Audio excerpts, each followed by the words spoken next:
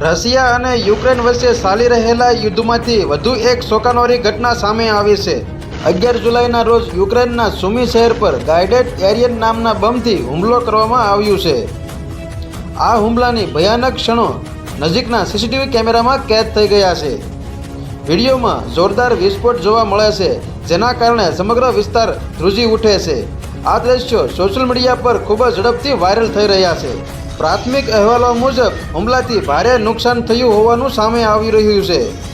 જોકે જાનહાનિ અને નુકસાન અંગેની સંપૂર્ણ માહિતી, સત્તાવાર વિગતો અને સંબંધિત અધિકારીઓના વધુ અપડેટથી રાહ જોવાઈ રહી છે। યુદ્ધના કારણે સામાન્ય નાગરિકો પર સતત ગંભીર અસર પડી રહી છે અને આંતરરાષ્ટ્રીય સ્તરે પણ આ ઘટનાને લઈને ચર્ચા તેજ બની રહી છે।